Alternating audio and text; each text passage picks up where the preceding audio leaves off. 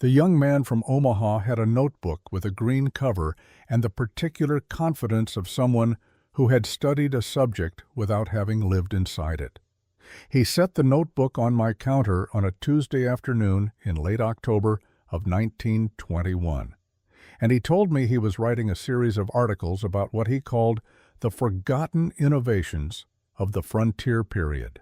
He said it the way young men say things they have read, carefully, as though the words were borrowed clothes he was still learning to wear. I told him to sit down. I told him there was coffee if he wanted it, and that what I had to say would take some time, and that if he wrote any of it down incorrectly I would know, because I had been keeping the accounts of this town for 40 years, and I had a particular intolerance for imprecision. He smiled at that. He thought I was being charming. I was not being charming. His editor had sent him to Calhoun because an agricultural pamphlet published out of Lincoln had mentioned earth-sheltered fuel storage practices common in the Loup River Valley as a model of passive thermal efficiency, and the pamphlet had listed no origin, no inventor, no name attached to the practice at all. Just the practice itself, floating there in print, like something that had always existed, like something the land had simply decided to do on its own one winter. I had read that pamphlet when it came through. I had set it down on this same counter and looked out that window toward the cottonwoods for a long time. The cottonwoods were yellow that October afternoon, the same as they had been in October of 1889. That is one of the constants of this part of the world. The winters change.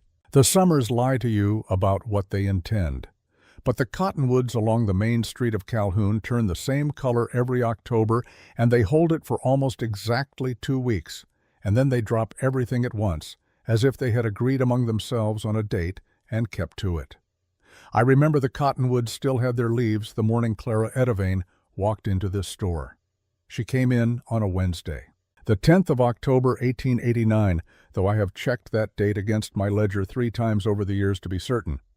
She was 54 years old, which I knew because her brother George had been a customer of mine for 19 years, and had mentioned her birthday more than once in the way that people mention things without knowing they are creating a record.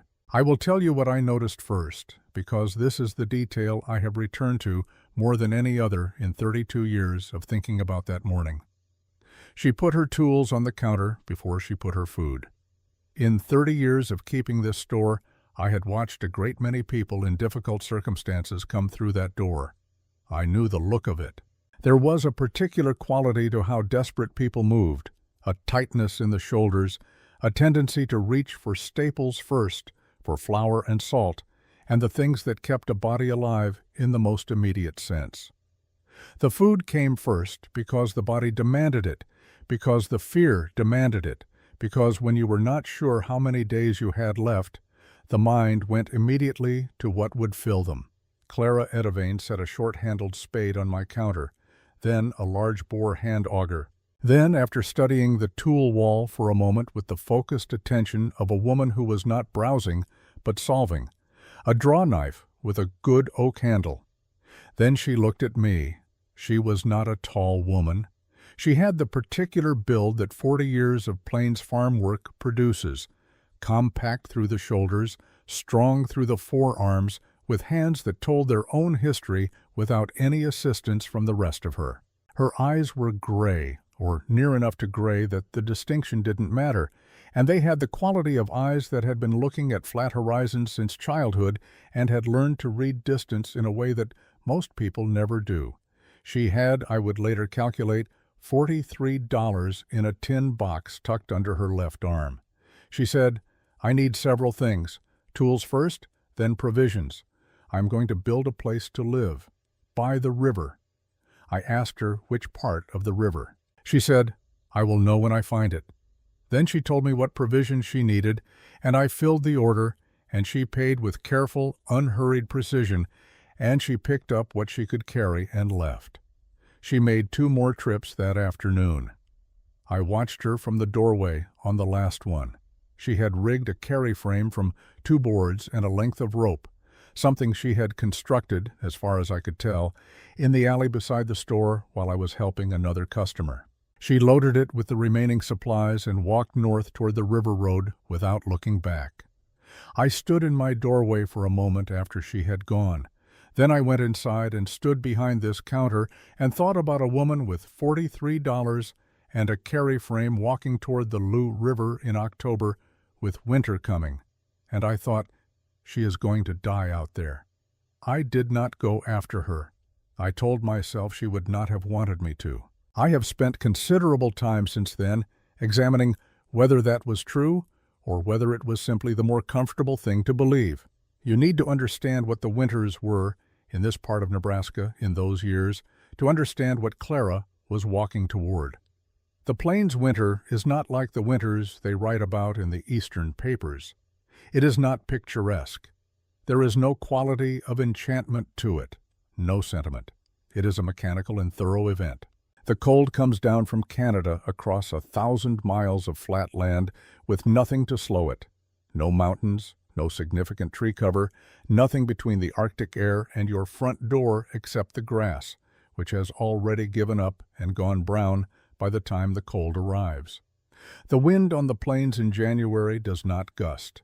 It presses. It is constant and directionless in the way that water is directionless. It finds every crack, every gap, every place where your construction was optimistic rather than sound. The fuel problem was the central problem of Plains winter survival, and it was more complicated than it looked from the outside. People assumed wood was the issue, that you needed enough of it, and if you had enough of it, you were prepared. But the quantity was only part of the arithmetic. The other part was moisture, and moisture was the part that undid careful people who had done everything else correctly. A woodpile left exposed to plains weather over November and December collected snow and freezing rain in layers. By January, the outer third of any uncovered stack was effectively locked in ice. You could not pull individual pieces free without an axe. The pieces you did free were wet through and burned poorly. They smoked and hissed and produced a fraction of the heat that dry wood produced, which meant you burned twice the volume for the same warmth, which meant your carefully calculated supply ran short, which meant February became a different kind of problem than you had planned for. 3 families in this county lost livestock in the winter of 1889 to 1890. 1 family lost all of them. The Werner family, who had come from Germany 2 years prior and built a good solid house and prepared as carefully as any newcomer had a right to be proud of, the Werner family burned their interior barn door at 2 in the morning in January to keep their children warm because their woodpile had frozen solid and their axes were breaking. That was the winter Clara Edevane spent by the river. She had been evicted from the Edevane farm on the 1st of October. I will tell you the circumstances without extended commentary, because the facts carry their own weight and do not require me to add to them. Her brother George had homesteaded 160 acres in 1865 under the Homestead Act, along with his parents, who had come from Bohemia with 4 children, a wooden trunk of tools, and the particular determination of people who have decided that the difficulty of a thing is not sufficient reason to avoid it. The family built the farm over 20 years. George and Clara had worked it together since they were children. When their parents died, their mother in 1878, their father in 1881, the land passed to George as land passed to eldest sons in those years as naturally as water ran downhill. Clara stayed. She kept the accounts, managed the kitchen garden and the dairy operation, did the work that the farm required without title or formal arrangement, the way women's contributions to land were absorbed and made invisible in that era. George died of typhoid in the summer of 1887. He was 49 years old. He had not written down what should become of Clara's portion of what they had built together because he had assumed there would be time, and there was not. His wife Ruth was 39, with 3 children and the debt that Western land accumulation tends to produce. She remarried in the spring of 1889, a man from Kansas, steady and practical, who saw the Edevane farm clearly for what it was and what it was not. What it was, a viable property with good soil and a sound barn. What it was not, a place with room for a 54-year-old sister-in-law who had no legal claim and no departure plan. The notice came to Clara in September. She had until the 1st of November. Ruth sent a wagon. She did not come herself, just the wagon, with a note explaining that transportation to the train station in Columbus was available if Clara wished to travel to Omaha or elsewhere. A neighbor woman told me later that Clara had read the note twice, thanked the driver, sent the wagon back, and gone inside. She was seen at the kitchen table for approximately 1 hour. Then she began packing. She had a cousin in Omaha she had not spoken to in 11 years. I know she considered writing to her. I know she decided against it. This was not stubbornness, though people in this town called it stubbornness when they heard about it. It was a calculation. The cousin was a stranger now, essentially. Charity from strangers in a city had a cost attached to it that Clara understood, and the cost was the thing she had left when everything else was gone. She had her own judgment. She had her own competence. She had 40 years of knowing this particular piece of the world. She was going to spend those things rather than spend what remained of her pride. That is the most I can tell you about Clara's interior life, because she was not a woman who discussed her interior life. What I know of it I have assembled from what she did, not from what she said. What she did was come to this store on October 10th and put tools on the counter before food.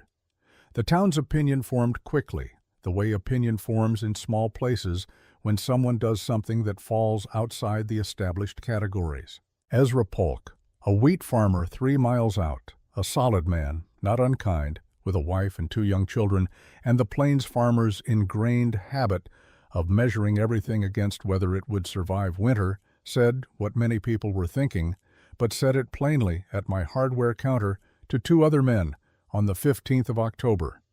A woman of 54 digging herself into the riverbank won't see January. He was not being cruel. He was being, by the standards of practical men in this part of Nebraska in 1889, accurate. He had no reason to believe otherwise. No one in this county had wintered in an earthen dugout by the Loup River. No one had tried it. The category did not exist. And things that fall outside the existing categories tend to be evaluated by the closest available category, which in this case was desperation. Last resort, the choice of someone who has run out of choices. What none of them understood, what I myself did not understand until much later, was that Clara Edivane had not run out of choices. She had looked at the choices available to her and selected the one that made the most sense. The river was not a last resort. The river was where the answer was. She knew that. She had known it, I think, for 40 years. She just hadn't needed it until October of 1889. I did not see Clara again for 11 days after she walked out of this store. That was not unusual. People who lived outside of town proper came in when they needed something and not otherwise. The Loup River was 2 miles north of Calhoun by the River Road, and a woman who had taken on a construction project in October had better reasons to be at her construction site than in a general store making conversation. I noted her absence the way you note the absence of a sound you have become accustomed to, not with alarm exactly, but with a particular quality of awareness. I asked around on the 4th day. A boy who ran errands for the livery said he had seen a woman walking the north bank of the river 2 mornings in a row, moving slowly, stopping often, not appearing to be in any distress. On the 6th day, old Peter Voss, who ran a small dairy operation along the river road, told me he had seen the same woman, the Edivane widow, he called her, which was not accurate, but was the kind of compression that small towns apply to complicated situations, standing absolutely still on the cut bank above the river's east bend for what he estimated was 30 minutes. Just standing, looking at the bank. He tapped his temple when he told me this. I did not respond to that. What Clara was doing in those days, I have come to understand, was not aimlessness, and it was not grief, and it was not the confused wandering of a woman who had lost her bearings. It was the most purposeful thing she did in the entire enterprise. She was reading. The Loup River in October is not a dramatic body of water. It does not inspire poetry. It moves through the plains with the practical efficiency of a thing that has somewhere to be, braiding and unbraiding itself across a wide sandy bed, cutting into the soft earth of its banks in some places and depositing that earth in gentle bars and berms in others. In the spring it floods, in the summer it shrinks. In late autumn, when Clara was walking its banks, it was at its most honest, stripped of the seasonal performances, showing exactly what it was and what it had made of the landscape around it. What it had made in 10,000 years of cutting and depositing was a series of cut banks along its outer bends, walls of compressed earth rising 15 to 20 feet above the waterline, dense with the accumulated clay of centuries, their faces nearly vertical where the current had carved them clean. They were not remarkable to look at. They were not scenic. Most people who traveled the river road paid them no attention whatsoever. Clara paid attention to everything. She was looking for 4 things, and she found each of them in sequence over those first days, and the finding of each one narrowed the search for the next. She needed a cut bank with sufficient height, not for the view, but because height meant depth, meant thickness, meant mass. She needed a southern exposure with open ground in front, unobstructed by tree cover or high ground that would block the winter sun. She needed the base of the bank to sit above the spring flood line. She knew this river and she knew what it did in March, and a dwelling that survived December but drowned in March was no dwelling at all. And she needed something in the composition of the bank itself that would tell her the earth was dense enough, stable enough, old enough to hold. She found the first 3 requirements in 2 days of walking. The 4th requirement she found by watching a fox. It was a red fox, a vixen by the look of her, and she had a den in the lower corner of a cut bank along the river's east bend, a modest opening, perhaps 8 inches across, tucked where the bank's face met a shelf of harder ground below. Clara had passed this bank on her first day of walking and marked it as a candidate. On her second day she came back and sat downwind of it for a time, which is how she came to see the fox emerge, assess the morning, and return inside with the calm efficiency of a creature that had chosen its home with considerable care. Clara watched for 20 minutes, Peter Voss had said. He was right about the time, I think. She was not watching the fox. She was reading the choice the fox had made, the specific location within the bank, the angle of the opening relative to the slope above, the way the ground immediately in front of the den was dry despite a recent light rain, the evidence that this particular corner of this particular bank had been used as a den for multiple seasons, which meant it did not flood, did not collapse, did not fill with seeping groundwater in the thaw. She moved 10 feet along the bank and drove a stake into the ground, not the fox's corner, her own. Later, years later, sitting across this counter from me on a winter afternoon when the topic came up, she explained it simply. The fox had already solved the problem of choosing, she said. I just needed to solve the problem of building. What she also understood, though she did not say it in those terms, was the physics of what she was standing in front of. Her father had kept a root cellar dug into the slope behind the farmhouse, a common enough practice, and he had explained to her once, when she was perhaps 12 years old, why the potatoes stored there lasted through February, while the ones kept in the above-ground storage shed went soft and spotted by December. The earth has its own temperature, he had told her. Below a certain depth, it keeps that temperature whether the sky is boiling or frozen. The cellar doesn't need to fight the weather, it just needs to stay out of it. Clara had been 40 years turning that observation over. Now she needed it. She broke ground on the 14th of October. The first hour taught her things that no amount of observation had been able to teach her in advance. The cut bank, for all its apparent density, had layers. A surface layer of root-threaded topsoil, compact but yielding, and below that a clay layer that was another thing entirely. Her spade hit it at approximately 16 inches of depth and came back with a shock of impact traveling up the handle and into her palms. And she understood immediately that this was not digging in the conventional sense. This was something closer to the work of a stonemason. Each strike had to be placed with intention. Each pride-free section of clay required coaxing at the edges before the center would release. She developed a rhythm over the course of that first day. Strike at the boundary, work the edges, let the material tell her where it wanted to separate. Force nothing.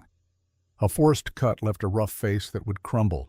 A patient cut left a face as clean as cut cheese, stable and close-grained and dry. She dug for 3 hours in the morning, when the October air was cool and the clay cut most cleanly, and 3 hours in the afternoon. The first day produced a horizontal opening approximately 4 feet wide, 2 feet high, and 3 feet deep. She stood back and looked at it as the light went. It looked like almost nothing. It looked like the beginning of a very small root cellar. She ate salt pork and cold cornbread sitting on the slope above her excavation, and she looked at what she had done, and she made a decision that changed the design. She had planned, in the general terms she had worked out over 4 days of walking and thinking, a single chamber, a living space dug into the bank, sealed at the front, heated by a small brazier. Functional, adequate. The kind of solution that addressed the immediate problem without much consideration for the problems that lived inside the immediate problem. Sitting on that slope on the evening of the 14th, looking at her small opening in the bank, she thought about fuel. She thought about it the way she thought about most practical problems, not in terms of what she wished were true, but in terms of what was actually going to happen. The fuel she gathered and stored would be outside, in a structure of some kind, exposed to October rain and November sleet and December ice. And by January, it would be what every other family's woodpile was, partially frozen, slow to ignite, burning inefficiently, running short ahead of schedule. She had solved the problem of where to sleep. She had not yet solved the problem of what would keep her warm while she slept there. She could not afford to solve them separately. The design changed that evening, not on paper. She had no paper to speak of. In her mind, which was where most of her drafting happened, because most of it had always happened there out of necessity. The excavation would be L-shaped. The long arm would be the living space, running 12 feet deep into the bank, 8 feet wide, with the opening facing south. The short arm would run at a right angle to the left, 6 feet deep and 4 feet wide, connected to the living space by a low interior passage that could be closed with a fitted block of clay if needed. The short arm would be sealed as completely as the long arm, maintain the same stable temperature, and hold her entire fuel supply, dry, protected, at a temperature that would keep the material ready to burn regardless of what the weather outside was doing. She was not building a shelter with a storage room attached. She was building a system in which the shelter and the storage solved each other. The next morning, she cut the shape of the short arm into the bank face and began to dig in 2 directions at once. By the end of the 3rd week, she had 400 sod blocks cut and drying on the berm above her excavation. The cutting of sod blocks was slower work than the excavation, and in some ways more demanding because it required consistency rather than force. Prairie sod is not simple material. The root systems of bluestem and buffalo grass interpenetrate at depths of 6 to 8 inches, creating a mat of such density that early settlers had used it as building material out of straightforward necessity. There was, in much of the plains, nothing else. A well-cut sod block is heavy, stable, and possessed of a natural rigidity that holds its shape under load. A poorly cut block frays at the edges, loses cohesion, and fails under the weight of the courses stacked above it. Clara cut her blocks 18 inches long, 12 inches wide, 4 inches deep. She used the draw knife she had bought in my store for the initial slice, and her flat spade for the undercut, and she kept the cuts as level as she could manage because a block with an uneven base would rock, and a rocking block in a load-bearing wall was a problem that announced itself quietly and then all at once. She cut them in the morning and stood them on their edges in the afternoon air to dry further, in rows with finger-width gaps between them for air circulation. She counted them by tally on a piece of split board, 5 marks and a cross-cut, the way her father had tallied fence posts. By the end of the 3rd week, she had 400 marks on that board. The last mark was pressed into the wood harder than the others. I found that board in the dugout years later, still legible. I have thought about that last mark for a long time. It was not, I think, a mark of triumph. It was the mark of a woman who had reached the number she needed and allowed herself, for one moment only, to press down hard. The excavation was complete. The blocks were ready. The first rain of the season came on the 20th day, a cold, driving rain that moved across the plains in the particular way plains rain moves, horizontally, as though it has confused itself with wind. Clara was inside the excavation when it began. She sat in the unfinished space and watched the rain sheet across the entrance and run down the bank face in thin braided streams, and she watched the floor of her excavation, and she watched the walls, and she waited. The floor stayed dry. The walls stayed dry. A small amount of water found its way across the threshold and pooled at the very front of the entrance before draining into the sandy soil below. She noted this mentally for the drainage channel she would need to cut along the base of the entrance wall. Then she went back to work. There is a particular kind of mistake that competent people make, and it is different in character from the mistakes that careless people make. A careless person makes a mistake because they have not thought carefully enough. A competent person makes a mistake because they have thought carefully about the wrong thing. Clara Edevane had thought carefully about heat. She had thought about insulation, about thermal mass, about the stable temperature of deep earth and what it would cost in fuel to raise that temperature to something livable. She had thought about moisture and drainage and the direction of the prevailing wind. She had thought about the load-bearing capacity of her sod blocks and the curing time of clay mortar in October air. She had thought about all of these things with the focused precision of someone who understood that a mistake in any one of them was not an inconvenience, but a potential death. She had not thought carefully enough about smoke. The sod block wall went up over 6 days, and this part of the work went better than she had expected, which should perhaps have made her more cautious about what came next. The foundation course was the critical one, and she treated it accordingly. She had leveled the ground in front of the excavation's entrance over the previous 2 days, cutting a shallow shelf into the slope and packing it firm, giving the wall a level base that would not shift with the freeze-thaw of the soil beneath. She set the first course of blocks directly against the cut bank face on both sides of the entrance opening, pressing each block firmly against its neighbors, checking the level with a length of straight willow she had cut for the purpose, adjusting with thin shims of folded sod where the ground proved uneven. The clay mortar she mixed in a shallow pit she had dug for the purpose, river clay from the bank below, combined with water from the loop in a ratio she had arrived at through 3 failed batches over as many days. The first batch had been too dry, crumbling when pressed into a joint. The second too wet, sliding from the joint before it could set.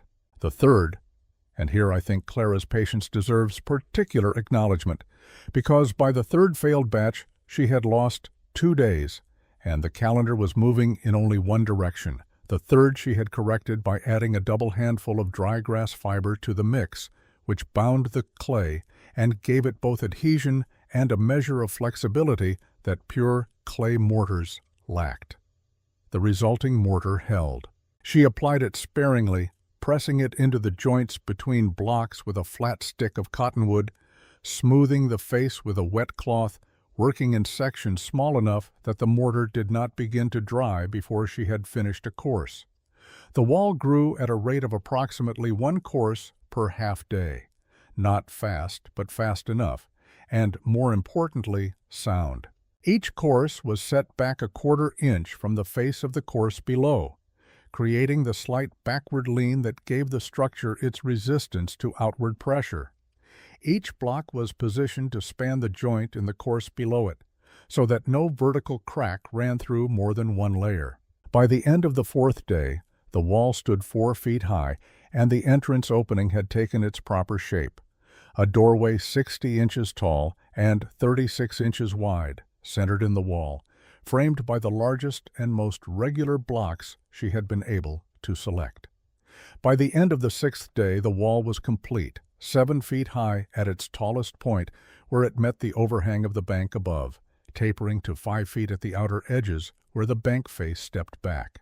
She had fitted a door of split willow boards into the entrance, rough work, assembled with the iron hinges she had bought in Calhoun, and mounted in a frame of the straightest cottonwood she could find along the river. The fit was imperfect.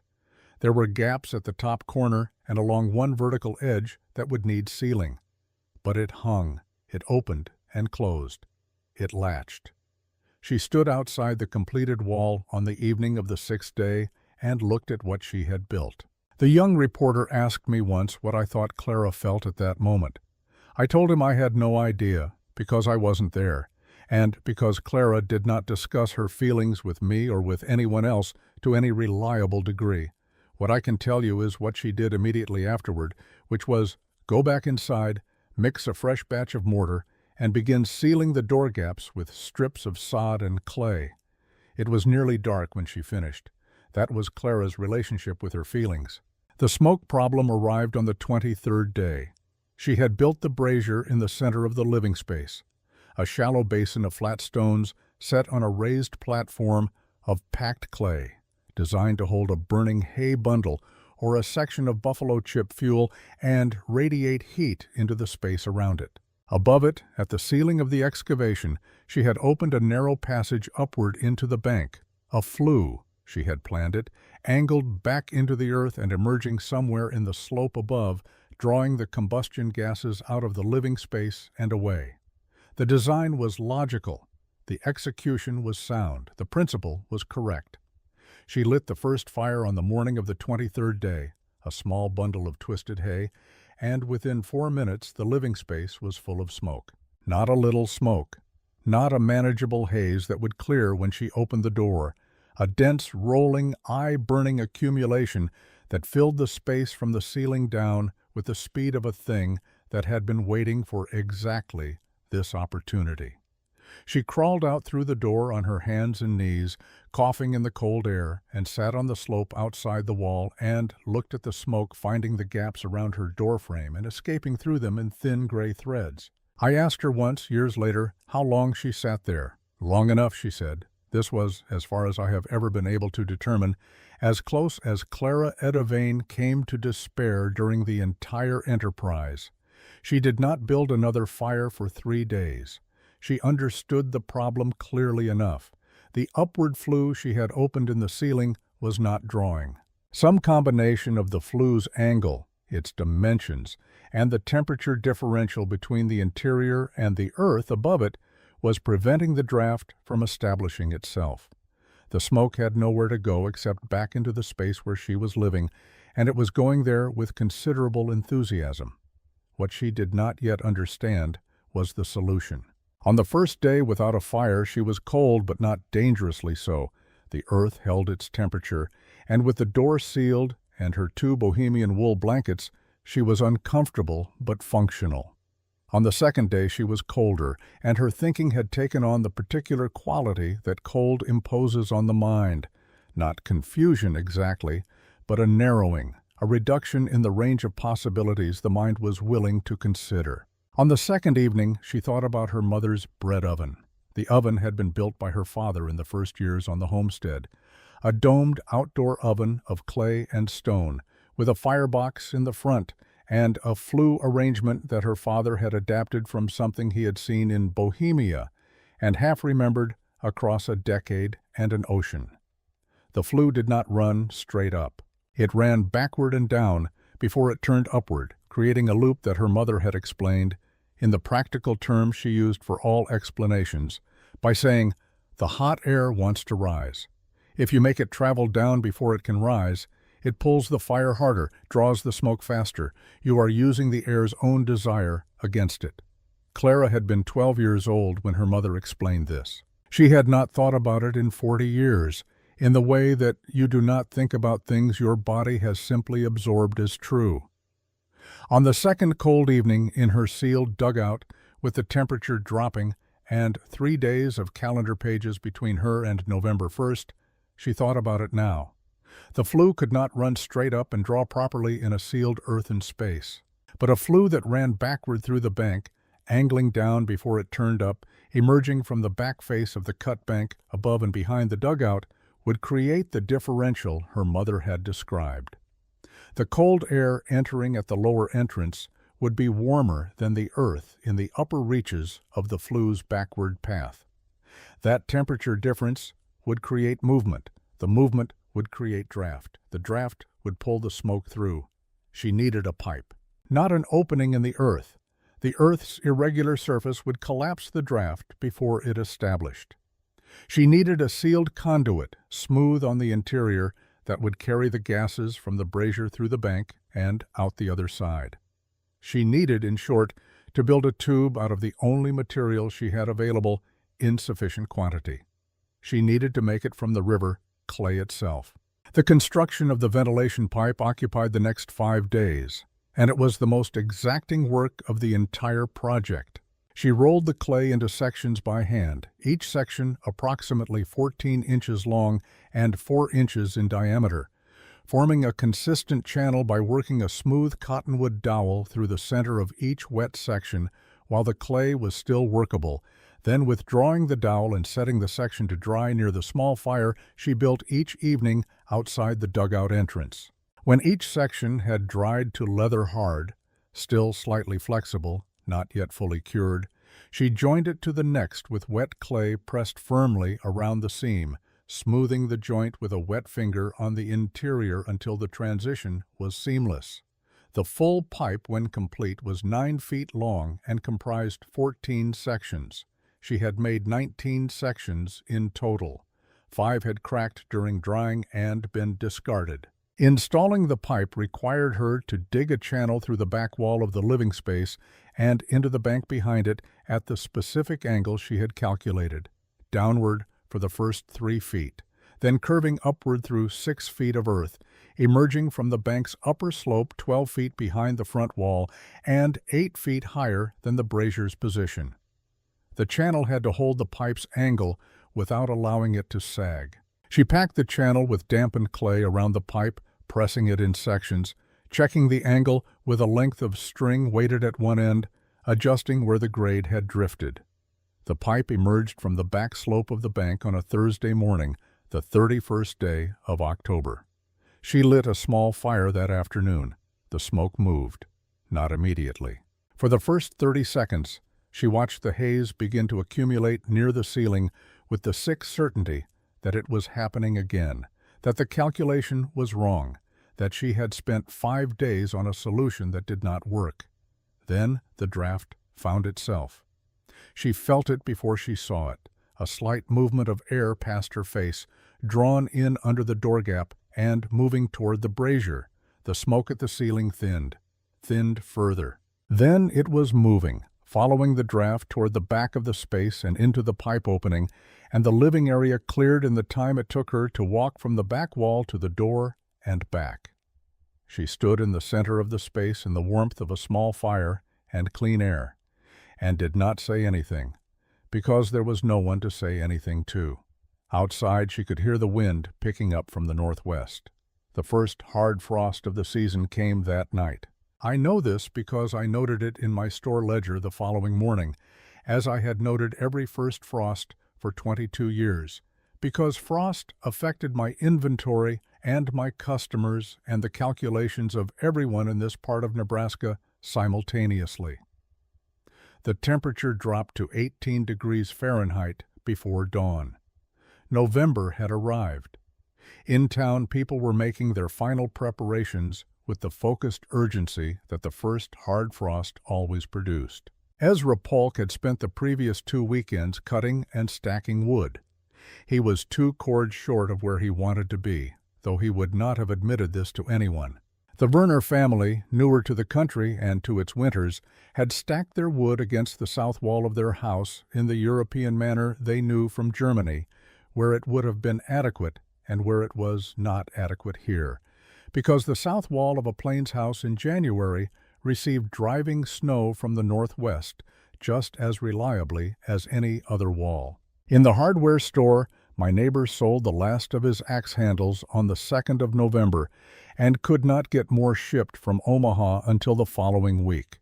People were afraid of the coming winter in the focused, practical way that Plains people were afraid of things, not with panic, but with a steady background alertness that changed the quality of every decision from October through March. You calculated. You prepared. You hoped your calculations were right and that the winter came in at or below what you had prepared for. What no one was calculating that first week of November was the possibility that somewhere north of town a 54-year-old woman was sitting in a sealed earthen space with a clean burning fire and 3 days of margin left to finish her fuel storage. Clara spent the first week of November doing exactly that. By the 8th, the storage arm was sealed and full. By the 10th, the first snow fell. She watched it from inside. Through the gap above the door she had not yet fully sealed, the small flakes coming down in the windless early morning air with the unhurried confidence of something that intended to stay. She picked up her clay and filled the gap. The January siege, as the Omaha papers called it afterward, arrived without the drama that the name implies. That is the thing about the worst cold on the plains. It does not announce itself with violence. It does not come in on a howling wind or a wall of white. It arrives in a stillness. The wind drops. The sky clears to a blue so pale it is nearly white, and the stars the night before are extraordinary, sharp and close and numerous in the way they only are when the air has been wrung completely dry of moisture. Old-timers knew that sky. They had a name for it that I will not try to reproduce here, a name in the Old German or the Old Czech or the Old Norwegian that translated roughly to the sky that means business. The temperature in Calhoun on the morning of January 10, 1890, was 31 degrees below 0 Fahrenheit. It held there for 3 days. I will tell you what those 3 days cost this town, not for the drama of it, but because the cost is the context without which what happened north of town has no meaning. Ezra Polk lost the use of 2 fingers on his right hand for the better part of a week. Frostbite from 20 minutes spent at the woodpile in the early morning of January 11th, trying to free a section of wood that had frozen into the stack. He got the wood free eventually with an axe. The wood burned poorly. It had absorbed moisture in November before the cold locked it in place, and the fire it produced was smoky and reluctant and consumed twice the volume of what he had planned for. By January 12th, he had burned through his reserves faster than any calculation he had made in October had anticipated. He was not yet in danger. He was close enough to it to know the shape of the territory. The Werner family was in genuine danger by the evening of January 11th. Their woodpile, stacked against the south wall in the European manner, had been infiltrated by snowmelt in November when a warm spell had come through and then refrozen solid in December. Martin Werner spent 4 hours on the 11th trying to free enough wood for the night. He freed some of it, not enough. His wife Catherine burned the interior door of their hay storage that night to keep the children warm. She told me this herself in February without apparent emotion, in the way that people describe things that frighten them once they are certain the fear is over. I heated this store with a cast-iron stove I had maintained for 15 years and kept a full winter's supply of cordwood in the covered lean-to behind the building. I was cold during the siege, not dangerously so. I sat behind this counter in 2 coats and thought about the woman by the river. I had no way to reach her. The river road was impassable. Dr. Ashby, who I knew shared my concern and had rather more professional standing to justify it, confirmed this when she came into the store on the morning of the 11th to replenish her medical bag. She told me she had thought about trying to reach the river. I prepared a few words in my mind, she said, in case they were needed in the spring. She said it without sentiment, the way doctors learn to speak about the possibilities they carry. Then she bought her carbolic and her bandaging cloth and went back out into the cold to attend to the living. The siege broke on the morning of January 13th. The temperature rose to 12 above by midday. 12 above 0 Fahrenheit is not warm. But after 3 days at 31 below, it felt, as Ezra Polk told me later, like standing next to a stove. Margaret Polk came to see me on the 14th. She was a quiet woman, Margaret, quieter than her husband, which was not difficult, and more deliberate, which was.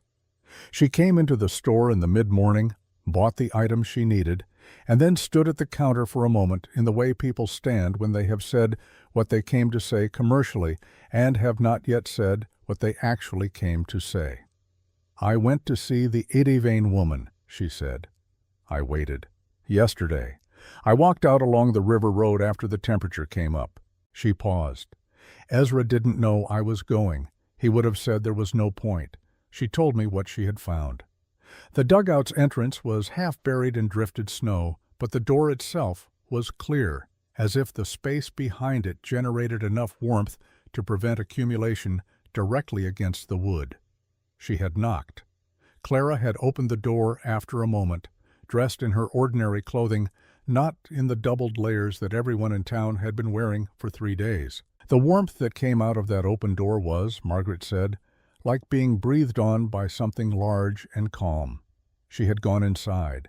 She had sat in the chair Clara offered, a simple thing of lashed cottonwood, and she had looked around the space, the neat fuel storage visible through the low connecting passage, the bundled hay stacked in organized rows, every piece of it dry, none of it the frozen wreckage that Ezra had been hacking at with an axe. The brazier held a low burn, a single hay bundle, barely more than a presence. The air was clear and warm, and smelled of clay and dry grass and wood smoke, without the wood smoke's edge, because the ventilation was drawing cleanly. "How long," Margaret asked Clara, "have you been burning at this rate?" Clara told her. 1 bundle, morning and evening, with the earth doing the remainder of the work between times. She had consumed, by her calculation, fewer than 40 days of her 100-day fuel supply, and the worst of the winter was behind her. Margaret sat with this information for a moment. "My husband has burn marks on his hands," she said, "from trying to get the wood out of the frozen stack." Clara said nothing. "He is a practical man," Margaret said. "He will want to know how this was built." Clara looked at her for what Margaret described as a long assessing moment. Then she said, "Bring him when the road is clear. I will show him." Dr. Ashby came the following week.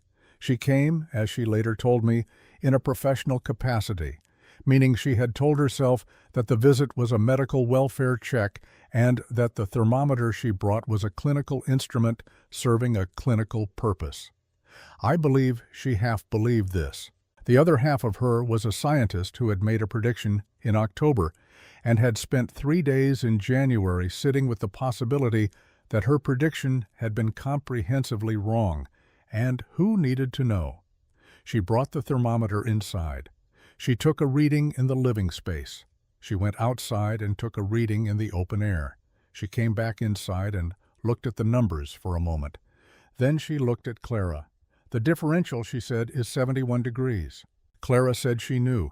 "You are maintaining this with 1 burning bundle twice daily." Clara said she was. Dr. Ashby was quiet for a time that Margaret, who had accompanied her, later described as longer than it appeared from the outside. Then she said, "The fuel consumption rate for this space, relative to its temperature maintenance, is approximately 1/4 of what an equivalent above-ground structure would require." Clara said that was close to her own estimate. "I was wrong, Doctor." Ashby said, 3 words. I have thought about what those 3 words cost her, not in terms of professional standing, which was unaffected, but in terms of the private certainty she had carried since October, the certainty of a trained mind that had evaluated the evidence and reached a conclusion and held to it. To a scientist, The replacement of a wrong conclusion with a correct one is not a defeat. It is the system working, but it is not, I think, painless. She asked to see the ventilation pipe. Clara showed her. She asked about the clay composition of the mortar, the sod block dimensions, the drainage arrangement at the entrance. Clara answered each question with the directness of someone who had solved a problem and was not particularly interested in being praised for it, only in being understood. Dr. Ashby left with her notebook full. The notes she wrote that afternoon, she told me later, were the most interesting clinical observations she had recorded in 20 years of frontier medicine. Not because the medicine was remarkable, because the engineering was. Ezra Polk came in early February when the road was passable again. He came with his hat in his hands, which was not his custom, and he came because Margaret had told him to, and because he was a man who recognized, in the privacy of his own accounting, when he had been wrong. He did not announce this. He simply came. Clara showed him the fuel storage arm. She showed him the sod block construction, the clay mortar, the angle of the ventilation pipe's emergence from the back slope. She showed him the tally board where she had tracked her consumption. She did not show him these things as a demonstration of what she had accomplished. She showed him these things the way you show someone a tool, with the implicit understanding that now they knew how to use it. He asked 4 questions. She answered all 4. He built his own earth-sheltered fuel storage that spring, dug into the hillside behind his barn, simpler than Clara's, without the ventilation system, just the insulated storage chamber with a fitted sod door. He built it in 4 days. He did not mention where the idea had come from to the 2 neighbors who asked about it, not out of deliberate omission, but out of the plains habit of speaking about what was done rather than where it had originated. Those 2 neighbors built their own versions before the following winter. One of them was Martin Werner. The winter of 1890 to 1891, Martin Werner's fuel supply remained dry and accessible through February. His neighbor to the east, who had heard about the method but not gotten around to building the storage, lost 3 weeks of fuel to an ice storm in January and spent those weeks burning fence rails. Werner explained the method to his neighbor in the spring. His neighbor built a version that summer. Werner's oldest boy, Alexander, who had been present for some of these conversations and had the particular quality of attention that certain children have and most adults have lost, announced one afternoon that he understood what the storage was doing. "The earth is keeping it," he said, "like a hand around a coal." Werner told me this story the following autumn when he came in for winter supplies. He seemed to find it remarkable that his 11-year-old had understood it so quickly. I did not tell him that an 11-year-old understanding it quickly was not the remarkable thing. The remarkable thing was that it had taken the rest of them so long. In April of 1891, Clara came into the store. She had emerged from winter, as she had emerged the previous spring, in good health. Her color was sound, her movement was unimpaired, and she had the particular quality of self-possession that people have when they have spent a winter in their own company and made peace with it. She bought her usual provisions. Then she stood at the counter. "I am looking for work," she said. "You keep your own books. I have been keeping accounts in some form for 30 years, and I am good at it. I would like to keep yours if you need someone." I did not tell her that I had been trying to find a reason to make her this offer for 18 months. I said, "The position pays $20 a month, and there is a room above the store if you want it." She said, "I will take the position. I will keep my own arrangements for housing, at least for the time being." A pause. "The room may be useful in winter. She worked for me for 26 years. She kept accounts in a very small, very precise hand that I could read without difficulty if I held the ledger at the right angle to the window light. She knew the inventory of this store better than I did within 3 months, and better than anyone alive within the year. She walked to the river most Sunday mornings until the last 2 years of her life when the walk was too far. She died in the autumn of 1917 at 82, 4 years before you came here asking questions. The young man from Omaha looked up from his notebook. He had been writing steadily for the better part of 2 hours. His hand, I noticed, had the slightly cramped quality of someone who had been writing faster than usual. "What happened to the dugout?" he asked. I told him it stood until 1923. A spring flood took the cut bank over 3 days. By the time anyone thought to go look, the entrance was below the water line. He wrote this down. Then he looked up again. "Will you write about this?" I asked him. "Correctly, I mean." He said he would try. I looked at him for a moment, this young man with his green notebook and his borrowed words and his genuine, if incomplete, attention, and I thought about what trying meant, and what correctly meant, and whether the two were going to be sufficient. "Her name was Clara Edevane," I said. "Write that down first, before anything else. Before the dugout, before the winter, before the fuel storage and the ventilation pipe and the temperature differential and whatever else you plan to put in your article. Write the name first, and write it completely, because I have watched this town say the Edevane way for 30 years without being able to tell you whose way it was, and I am tired of it." He wrote it down. I watched him write it.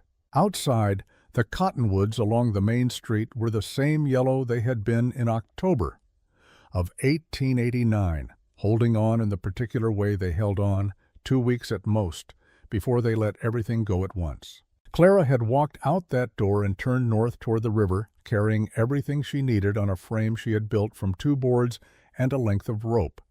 And she had gone to read what the land was telling her, and she had listened carefully, and she had built something that worked better than what had been taken from her. That is the whole of it. The cold came, and she was ready for it, and her fuel lasted all winter, and she was right. Everything else is just the shape of how being right travels through the world, slowly, without attribution, in the hands of people who never knew the name of the woman who figured it out first, on a frozen riverbank, alone in October with winter coming.